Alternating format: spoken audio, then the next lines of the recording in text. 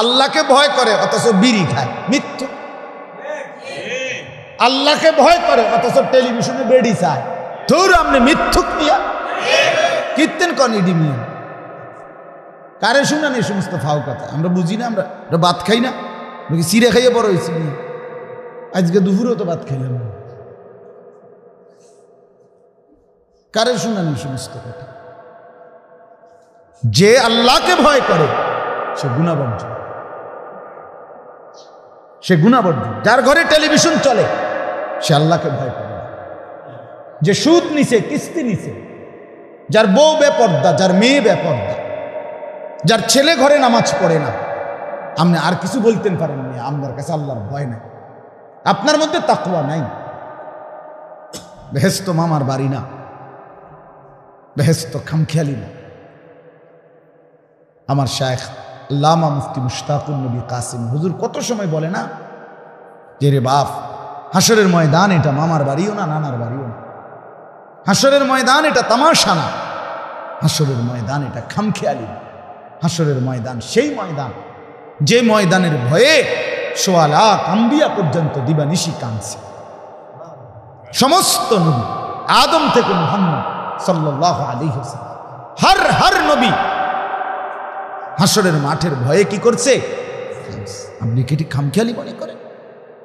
সমস্ত সাহাবা হাসরের মাঠের ভয়ে কাঁদছে। আবু বকর সিদ্দিকের মতো সাহাবী, তিনি পর্যন্ত মৃত্যুর সময় আগে বলতেন, হায় আমি যদি একটা গাছের পাতা হতাম অথবা একটা ছোট্ট গাছ হতাম, আমাকে যদি কেটে ফেলে দিত, লাউ কুনতু শাজারাতান তু'বাদ, আমি যদি একটা গাছ হতাম, আমাকে যদি কেটে ফেলে দিত, আমার যদি কোনো নাম না থাকতো, আমার নামে যদি কোনো উচ্চারিত না হতো, মা যদি আমাকে জন্ম নাই দিত, আমি যদি নাসিয়াম মানসিয়াম হয়ে যেতাম, আমি যদি ভুলে যেতাম সবার কাছ থেকে, আল্লাহর কাছ থেকে, এইভাবে নিজেকে পেরেশান মনে করতাম। সমস্ত সাহাবা, আউলিয়া, নেককার, মুত্তাকি, তারা হাসরের মাঠের ভয়ে কাঁপত। কোরআনুল কারীমের মধ্যে আছে, আল্লাহ তাআলা বলেন, আমার প্রিয় বান্দা তারা যারা নামাজ পড়ে, যাকাত দেয়, আমার দেওয়া সম্পদ থেকে দান করে, এই অবস্থায় যে ওয়াকুলুবুহুম ওয়াজিলাতুন আন্নাহুম ইলা রাব্বিহিম রাজিউন, এই অবস্থায়, এই ভয়ে ভয়ে যে আমাদেরকে তো আল্লাহর সামনে ফিরে যেতে হবে, হাসরের ময়দানের ভয়ে নামাজ পড়ে, রোজা রাখে, দান করে, সাদাকা করে, হালাল পথে চলে। তাহলে আখিরাতের ভয় যার আছে সে গুনাহ থেকে বাঁচে, সে নিয়মিত বন্দেগী পালন করে, আল্লাহর ইবাদত পালন করে। পবিত্র কোরআনুল কারীমের 24 নম্বর পারা 41 নম্বর সূরা, সূরাটার নাম হামিম আস-সাজদা। এই সূরার 6টি আয়াত আমি আপনাদের সামনে ধারাবাহিক তেলাওয়াত করব। 19, 20, 21, 22, 23, 24 এই 6টা আয়াত। 24 নম্বর পারা 41 নম্বর সূরা হামিম আস-সাজদা। এই সূরা ইনশাআল্লাহ অল্প সময় এই 6টি আয়াতের তর্জমা ইনশাআল্লাহ আপনাদের সামনে শোনাবার চেষ্টা করব। আল্লাহ তাআলা আমাদেরকে তৌফিক দান করেন। আমরা যারা এখানে বসছি, আমরা প্রত্যেকেই বুঝি যে আমরা মুসলমান, মুমিন। আলহামদুলিল্লাহ, আমরা এটা নিজেদেরকে পরিচয় দেই, বিশ্বাস করি এবং দিল থেকেই কামনা করি যে আমরা মুসলমান, আমরা মুমিন। তাহলে আমাদের এই ঈমান, ইসলাম, আমাদের এই মুমিন পরিচয়ের পর আমাদের জন্য আল্লাহ তাআলার পক্ষ থেকে আমাদের উপরে করণীয় কি? ঈমানদারের ঈমান তো আমার আছে ধরে নিলাম, মুমিন আমি, যদি কুফর শিরিক থেকে মুক্ত থাকি, এখন আমার করণীয়টা কি? করণীয়টা হলো, এতক্ষণ পর্যন্ত মাওলানা মুফতি মারুফ সে যা বলেছে, আমাদের করণীয় হলো তাকওয়া অর্জন। প্রথম একজন মানুষের প্রথম সম্পদের নাম হলো ঈমান, এরপরে হলো তাকওয়া। ঈমান এবং তাকওয়া এই দুই জিনিস বুঝ দিবে আল্লাহ তাআলার কাছ থেকে জান্নাত বুঝে নিবে, খালাস। ভিসা পাসপোর্ট বুঝাই দিবে, ইমিগ্রেশন পার হবে। অর্থাৎ ঈমান এবং তাকওয়া বুঝাই দিবে, জান্নাত প্রবেশ করবে। কোরআনুল কারীমের মধ্যে আল্লাহ তাআলা ইরশাদ করেছেন, উইদ্দাত লিল মুত্তাকিন, জান্নাত বানানোই হয়েছে মুত্তাকিদের জন্য। হাদিসে কুদসিতে আছে, আল্লাহ তাআলা বলেন, আ'দাদতু লিইবাদিয়াস সালিহিন মা লা আইনুন রাআত ওয়ালা উযুনুন সামিআত ওয়ালা খাতারা আলা কলবি বাশার। আমি আমার প্রিয় বান্দা, নেককার আমলওয়ালা বান্দাদের জন্য বানিয়েছি এমন জান্নাত যা কোনো চোখ দেখে নাই, কোনো কান শুনে নাই, কোনো অন্তর কল্পনাও করে নাই, এমন চমৎকার। তাইলে এই যে আমরা মুমিন, ইমানদার, ইমানদারের পরে মুমিনের পরে আমাদের জন্য মূল করণীয় হলো তাকওয়া, তাকওয়া অর্জন। এটা আমাদের ইমানের পরে একেবারে মৃত্যু পর্যন্ত, হাত্তা ইয়াতিয়াকাল ইয়াকিন, মৃত্যু আসা পর্যন্ত আমাদের ডিউটি এটা, এই তাকওয়ার উপরে থাকা, তাকওয়ার উপরে চলতে থাকা। কোরআনুল কারীমের মধ্যে আছে, আল্লাহ তাআলা বলেন, আল্লাযীনা আমানু ওয়া কানু ইয়াত্তাকুন, যারা ইমানদার হয়েছে, যে নামাজের টাইমটা বাহিরে বন্ধ করে দেয়, কষ্ট হইব না কষ্ট, এনে যারা আইসে তো আইসে, সারছে, পরে চালু করে নেবে, 7:30টায় তো জামাত, বুঝছেন না, 10 মিনিট বা 15 মিনিট পরে আবার চালু করে, যাই শুনুন না, তো এনে আসেই আমাদের শ্রোতা চলে। তো তাকওয়া অর্জন এটাই আমাদের ডিউটি একেবারে মৃত্যু পর্যন্ত।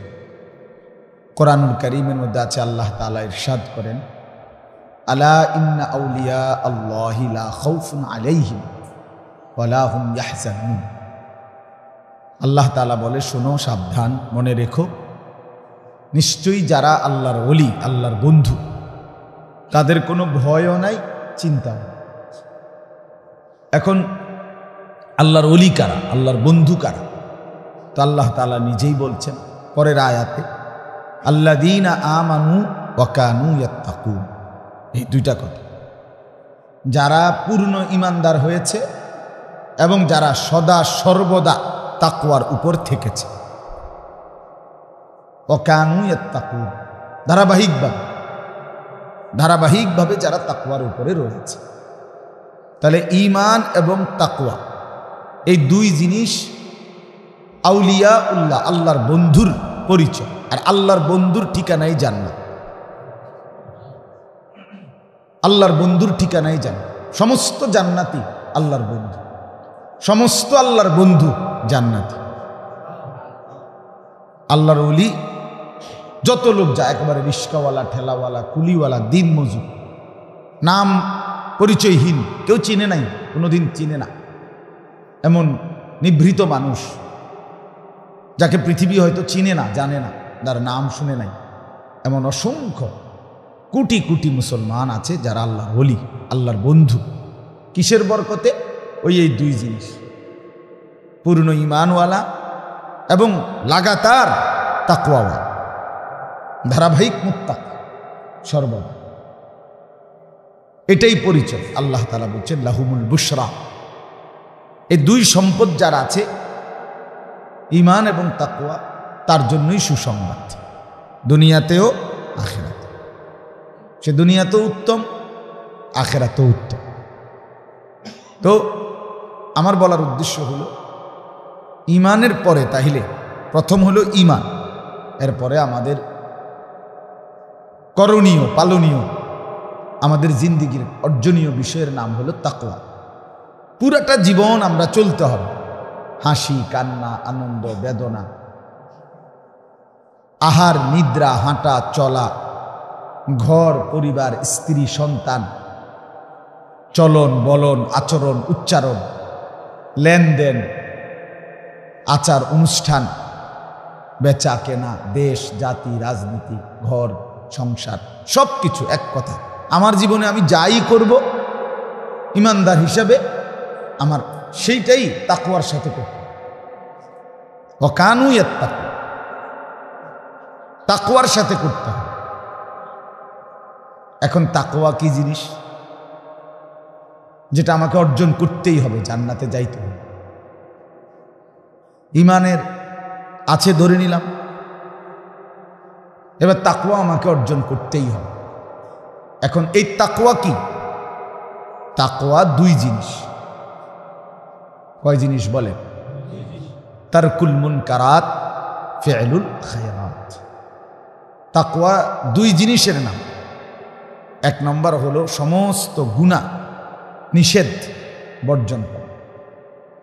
দুই নম্বর হলো সমস্ত আদেশ পালন করা। তাহলে নিষেধ বর্জন, গুনাহ আদেশ পালন, এটাই তাকওয়া। তাহলে আমি যখন মুমিন পরিচয় দিলাম, মুসলমান পরিচয় দিলাম, এখন আমার করণীয় হলো এই দুইটাই। আমি সকল কিছুতে, ঘর পরিবার, চলা ফেরা, আচরণ উচ্চারণ, চিন্তা ভাবনা, কথাবার্তা, লেনদেন, আয় রোজগার, বাজার ব্যবসা, স্ত্রী সন্তান, সর্ব জায়গায় আমাকে আল্লাহ এবং রসুল যা নিষেধ করেছেন তা বর্জন করতে হবে, যা আদেশ করেছেন তা পালন করতে হবে। এইভাবে যদি জিন্দেগি পার করা যায় তাহলে আমার ঠিকানা জান্নাত। কথাটা তো আমরা সহজেই বলে দিলাম। বাকি আমরা যদি মনে করি যে এইটা আমাকে করতেই হবে, এছাড়া আমার বিকল্প কোনো সুরত নাই, তাইলে সম্ভব, প্রত্যেকের জন্যই সম্ভব যে মৃত্যু পর্যন্ত সারা জীবন তাকওয়ার সাথে চলা। এটা সম্ভব। সম্ভব না অসম্ভব? সম্ভব। অসম্ভব বললে ঈমান থাকবে না। অসম্ভব বললে কি থাকবে না? না, অসম্ভব হইতেই পারে না। ইন্নাল্লাহা লা ইয়াযলিমু মিসকালা যাররা, আর নিশ্চয়ই আল্লাহ তাআলা এক বিন্দু জুলুম করেন না। এটা কোরআনে আল্লাহ বলছে, লা ইউকাল্লিফুল্লাহু নাফসান ইল্লা উসআহা। আল্লাহ তাআলা কারো উপরে কোনো কিছু, একটা পিঁপড়ার উপরেও আল্লাহ তাআলা তার সাধ্যের অতিরিক্ত কিছু চাপায়া দেন না। একটা মশামাছির উপরে, সেখানে আমার উপরে দেবেন কেন? আল্লাহ একটা ছোট্ট পোকার উপরেও জুলুম করে না। অতএব সম্ভব। আমি যেহেতু মুসলমান, আমরা মুমিন, আমাদেরকে তাকওয়ার উপরে চলা সম্ভব কি না বলে? সম্ভব। আদ-দীন ইউসরুন, নবী সাল্লাল্লাহু আলাইহি ওয়াসাল্লাম বলেন দিন সহজ। দিন সহজ, সহজ। দিন মানা, দিন পালন করা, দিনের উপরে চলা আসলেই সহজ, আসলেই সহজ। দিন সাদামাটা, দিন সহজ সরল, দিন ঝামেলা মুক্ত, দিন পেরেশানি মুক্ত। এই সমাজে যত রকমের কুসংস্কার, বিদআত, সামাজিক প্রথা আমরা চালু করছি, এগুলো আমরা করছি। ধীরে ধীরে যোগ দিতে দিতে দিতে আমরা কঠিন বানাই ফেলছি। মেয়ের বিয়েটা এখন খুব কঠিন হয়ে গেছে, ছেলের বিবাহটা এখন কঠিন হয়ে গেছে, সংসার চালানোটা এখন অনেক কঠিন হয়ে গেছে। কারণ এই পরিমাণ লৌকিকতা, আনুষ্ঠানিকতা আমরা এক একটার মধ্যে যোগ দিছি। এখন গরিব মধ্যবিত্তের না বিশ্বাস, বেচারা হয়রান, বেচারার গান শেষ। তাইলে এগুলো তো আমরা করছি।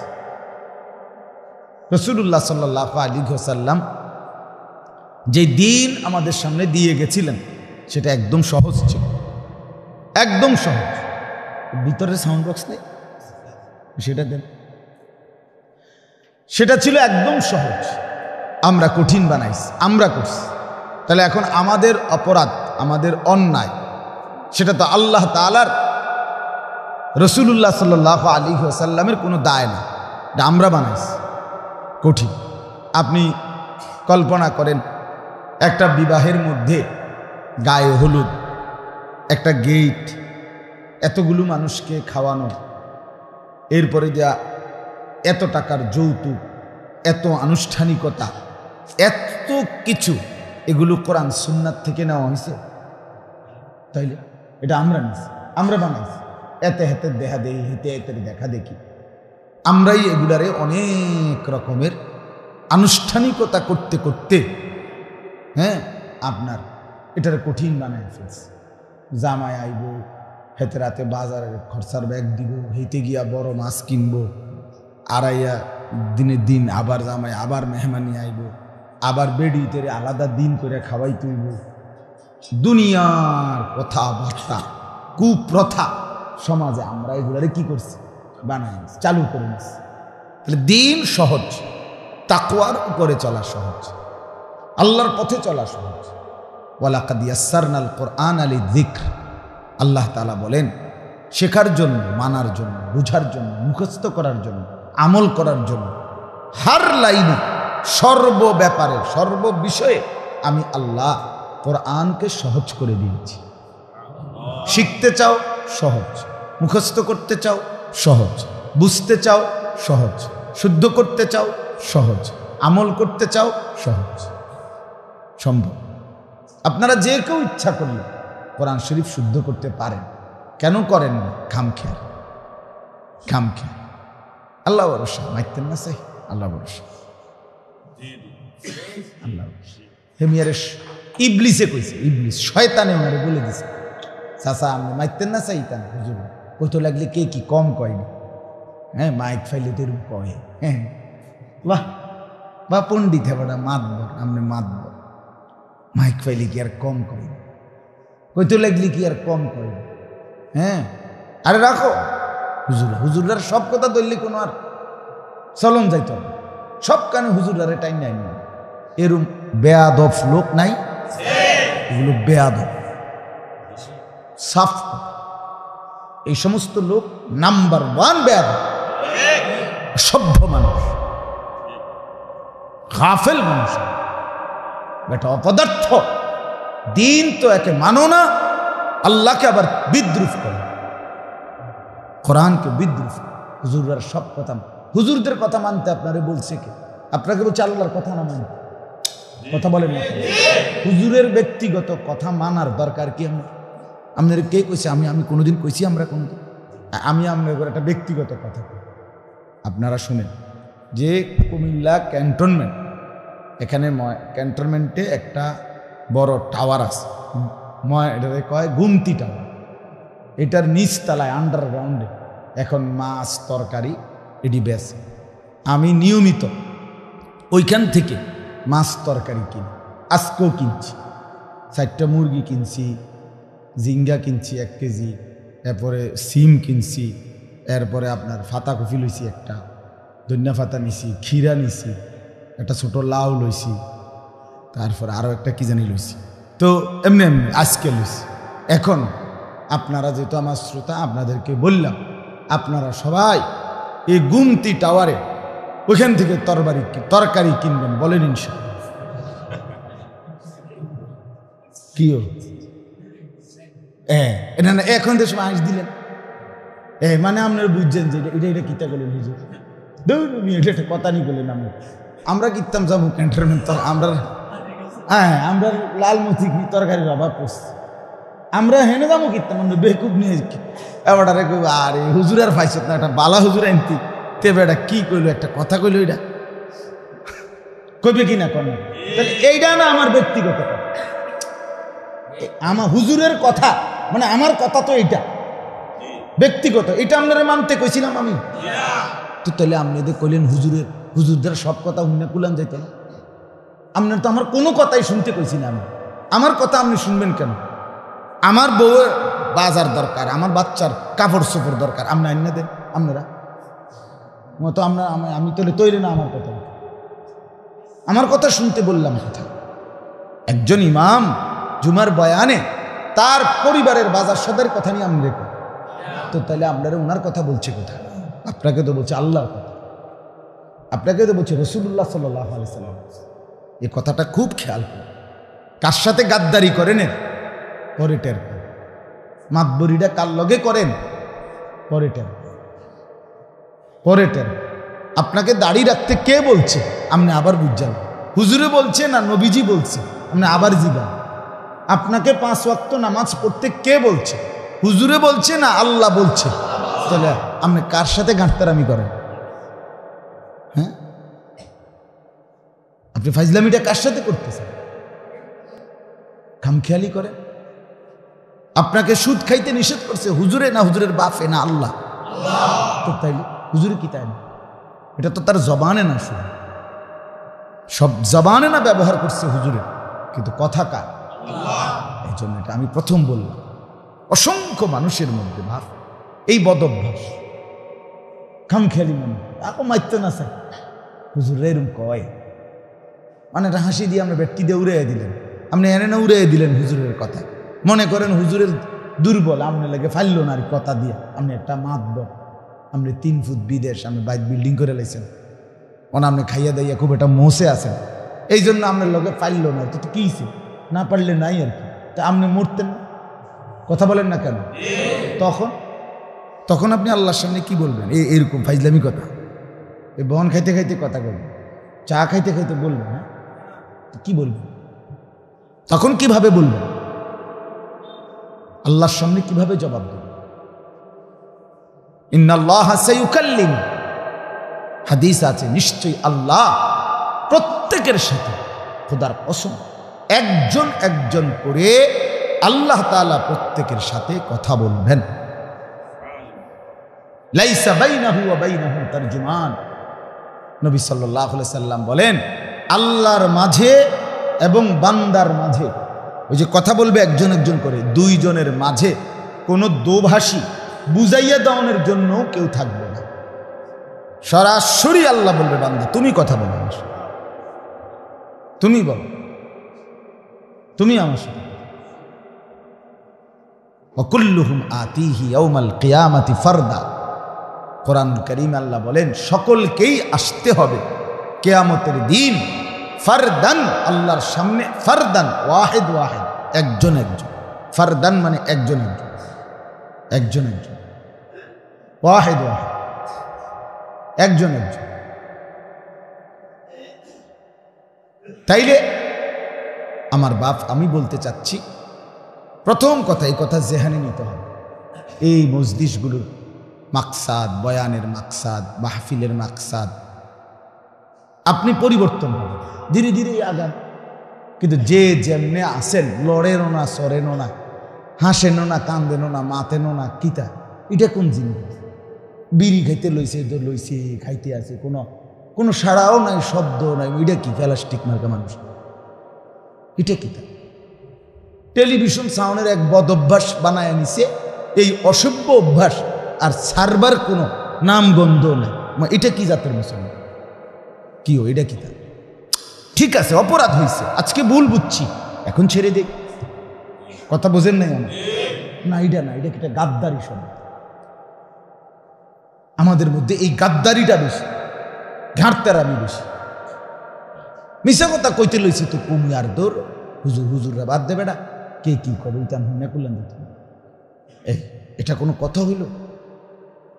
10 বছর ধরে, 20 বছর ধরে প্রতিদিন আপনার ঘরে রঙিন টেলিভিশন চলে, নাচ গান চলে, নর্তকীর ছবি চলে, আপনার বউ বাচ্চা নিয়মিত সুন্দরভাবে বৈশা আরামসে হাসতে খুঁজতে, কেউ কোনো বাধা নাই, কারো কোনো সামান্য কোনো বিব্রতও না, এরা দেখতেছে নাচ গান, হিন্দি সিরিয়াল, নর্তকীর ছবি। আস্তাগফিরুল্লাহ, এটা মুসলমানের ঘর হয় কিভাবে বলেন?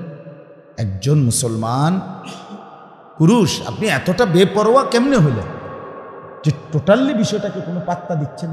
এতবার হুজুর বলতেছে, একজন ইমাম আপনাকে 1 বছরে যদি জুমা পড়ায় 52টা সপ্তাহ, 52 সপ্তাহ না 1 বছরে, তাহলে 52 সপ্তাহ আপনাকে বলতেছে গুনাহ ছাড়েন, আল্লাহর বন্দিগি করেন, আপনি এটা পাত্তাই দিলেন না। আপনি এত পাথর হয়ে গেলেন কেন? পাথরও তো এত পাথর না, পাথরও তো কি না এত পাথর না, এত শক্ত না।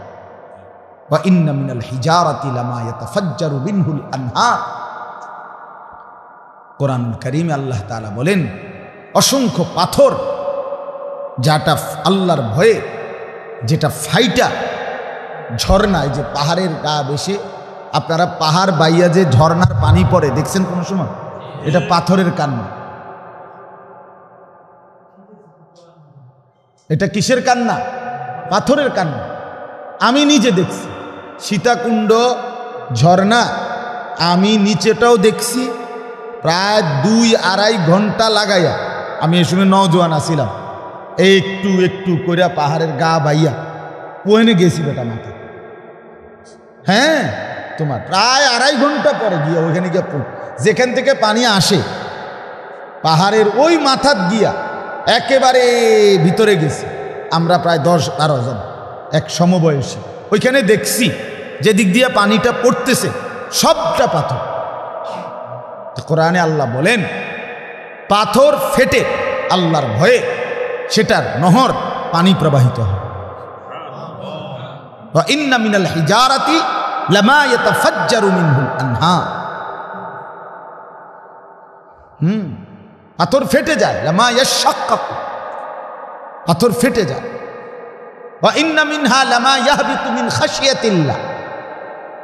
আল্লাহ তাআলা বলেন বহু পাথর আছে আল্লাহর ভয়ে পাহাড়ের গা বেয়ে, যেটা আল্লাহর ভয়ে খসে নিচে পড়ে যায়। এই যে পাহাড় ঘেইসা যে পাথরগুলো পড়ে যায় নিচে, কোরআনে আল্লাহ বলছে এটা আমার ভয়ে পড়ে যায়। তাহলে পাথরও তো এত শক্ত নয়। জাহান্নামে 2 জিনিস ফেলা হবে, এক জিনিস হলো মানুষ, আর হলো ওই পাথর। আমি কিতাবে নিজে পড়ছি, ইমাম ইবনু রাজব হাম্বলির কিতাব জাহান্নামের বর্ণনার উপরে। যেদিন থেকে পাথর শুনছে যে তাকেও জাহান্নামের আগুনে ফেলা হবে, ওয়াকুদুহান নাস ওয়াল হিজারা, সরাসরি কোরআনের আয়াত। আল্লাহ বলছে জাহান্নামের আগুন লাকড়ি হবে, জাহান্নামের আগুন আরো বাড়ানো হবে, জ্বালানো হবে 2 জিনিস দিয়া, এক হলো মানুষ, আরেক হলো পাথর। সেদিন থেকে তাফসিরে লিখছে, ওই কিতাবেও লিখছে, সেদিন থেকে পাথর আল্লাহর ভয়ে কাঁদতে শুরু করছে যে হায় আমাকে জাহান্নামে ফেলা, জাহান্নামে ফেলা। হযরত সালমান ফারসি রাদিয়াল্লাহু তাআলা আনহু, আমরা তাফসিরে পড়ছি, এই আয়াত যখন তিনি শুনছে যে জাহান্নামের আগুন তার মধ্যে ফেলা হবে লাকড়ির মতো 2 জিনিস, এক মানুষ এবং পাথর, তো তিনি 3 দিন টানা শুধু নামাজ পড়ছে আর বাকি টাইম আল্লাহর ভয়ে অঝরে শুধু কাঁদছে। 3 দিন পরে নবী সাল্লাল্লাহু আলাইহি সাল্লাম ওনাকে জিজ্ঞেস করছে, সালমান তোমাকে দেখি না কেন, তুমি কোথায়? বলছে ইয়া রাসূলুল্লাহ এই আয়াত আমারে পাগল বানায় ফেলছে, বেচাইন বানায় ফেলছে। এটা কি বললো মাওলা? জাহান্নামের আগুনের লাকড়ি হবে মানুষ। হায় নবী, যদি আমি সালমানকে, আমি যদি আগুনের লাকড়ি হই, আমিও তো মানুষ, আমাকে যদি জাহান্নামে ফেলে আমার কি হবে? এই ভয় আমাকে বসতে দিচ্ছে না, কথা বলতে দিচ্ছে না, আপনার কাছেও আসবার সাহস হচ্ছে না। আল্লাহ নবী সাল্লাল্লাহু আলাইহি ওয়াসাল্লাম বললেন, নবীজি সাল্লাল্লাহু আলাইহি সাল্লাম তখন বললেন, সালমান আমি সাক্ষ্য দিচ্ছি জান্নাত তোমার জন্য অপেক্ষা করছে। এজন্য বললাম তাকওয়া, গুনাহমুক্ত জীবন, আল্লাহ তাআলার নিষেধ বর্জন, আদেশ পালন, এটা 1 নম্বর কথা হলো সম্ভব। সম্ভব কিনা কোন বলেন না, সম্ভব কিনা? গুনাহ থেকে মুক্ত থাকা সম্ভব নি, কথা কর না কেন? মা ভিতরে কি আওয়াজ নাই? সম্ভব, বলেন না সম্ভব? আল্লাহর হুকুম পালন করা সম্ভব, সম্ভব, আমাদের জন্য সম্ভব। আপনি মুসলমান, আপনাকে আল্লাহ তাআলা ইমানদার বানাইছেন, আল্লাহ দয়া করছেন, আল্লাহ তাআলা মুসলমান বানাইছেন আমাদেরকে। আমরা পারবো দেখেই বানাইছেন, কথা বলেন না? আপনি আমার মধ্যে এই যোগ্যতা দিয়েই বানাইছেন। যাকে আল্লাহ ইমানদার বানাইছেন তারে আল্লাহ ইবাদত পালনের, নিষেধ বর্জনের আদেশ পালন করার যোগ্যতা দিয়েই বানিয়েছে। প্রতিটা মানুষকেই আল্লাহ তাআলা ইবাদতের যোগ্যতা দিয়েই বানাইছে।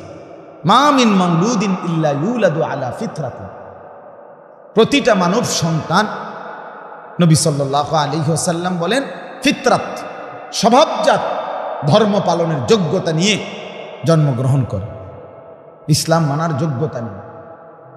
ফাআবাওয়াহু ইউহাব্বিদানিহি ওয়া ইউনাসসিরানিহি ওয়া ইউমাজ্জিসানিহি, অতঃপর মা বাপ পিতা মাতা ওই সন্তানদেরকে ইহুদি বানিয়ে দেয়, খ্রিস্টান বানিয়ে দেয়, কিংবা অগ্নি পূজক বানিয়ে দেয়। বুঝ হওয়ার পর থেকে দেখে তাদের ঘরে টেলিভিশন চলে, তো সে এইভাবেই গড়ে ওঠে। বাচ্চাটা বুঝ হওয়ার পরে দেখে তার মা বেপর্দা চলে, তো সে এইভাবেই গড়ে ওঠে। সে বলে আমার 2 বছরের মেয়ে আছে, আমার মেয়েটার 2 বছর বয়স, একেবারে আলহামদুলিল্লাহ, এমনি বুঝার জন্য করতেছে। 1 মিনিট আপনি অঞ্চলে তারে আমার বাসার থেকে গেটের কাছে আনবেন, গেটের বাইরে নিতে চাইবেন, বলবে হিজাব, এটা করবে হিজাব, হিজাব হিজাব হিজাব লাগবে, মানে মাথার এটা কই। সে তো তার মাকে দেখছে জন্মের পর থেকে, সে তো তার বড় বোনকে দেখছে, তো সে এটা বোঝে, এটা কয় হিজাব, হিজাব হিজাব হিজাব কই। তাইলে সন্তান তার পিতা মাতার আদর্শে কি ওঠে? গড়ে ওঠে, গড়ে ওঠে। ছেলেটা বুঝ হওয়ার পরে দেখছে আমার আব্বা বিড়ি খায়, তো হে বুঝছে এটাই জিন্দিগি, সিস্টেমে বিড়ি খায়, নাহলে আমার আব্বা বুঝের মানুষ এবার না বুঝদিনই খাইছে। বুঝেন না কথাটা?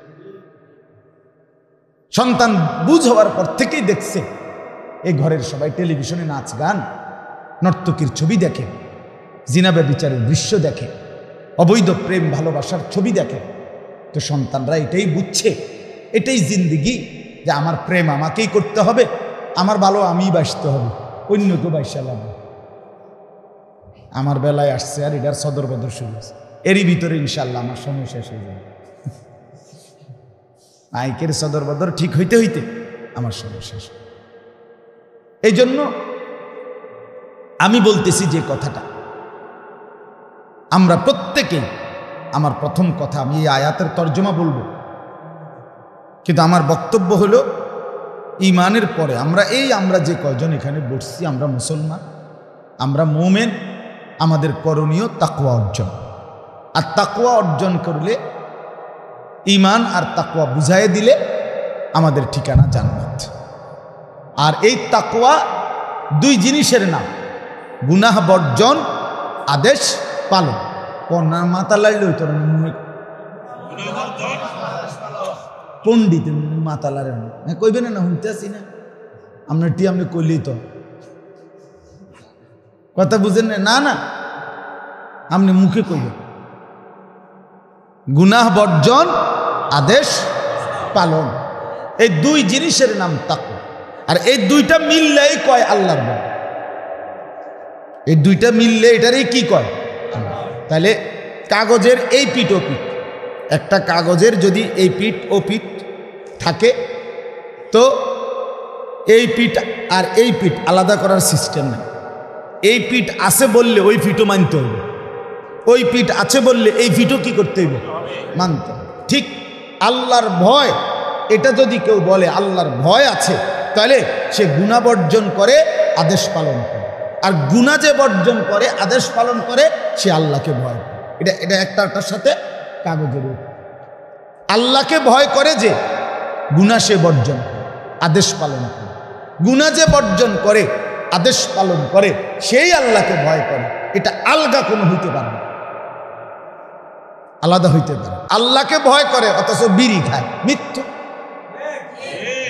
আল্লাহকে ভয় করে অথচ টেলিভিশনে বেড়ি চায়, তোর আপনি মিথ্যুক নিয়া কীর্তন কনিডি মিয়া কারে শুনান এই সমস্ত ফাও কথা? আমরা বুঝি না, আমরা ভাত খাই না, চিড়ে খাইয়ে বড় হয়েছি। আজকে দুপুরেও তো ভাত খাইলাম, কারে শুনান এই সমস্ত কথা? যে আল্লাহকে ভয় করে সে গুনাহ বর্জন, সে গুনাহ বর্জন। যার ঘরে টেলিভিশন চলে সে আল্লাহকে ভয় করে। যে সুদ নিছে, কিস্তি নিছে, যার বউ বেপর্দা, যার মেয়ে বেপর্দা, যার ছেলে ঘরে নামাজ পড়ে না, আপনি আর কিছু বলতেন পারেন না, আপনার কাছে আল্লাহর ভয় নাই, আপনার মধ্যে তাকওয়া নাই।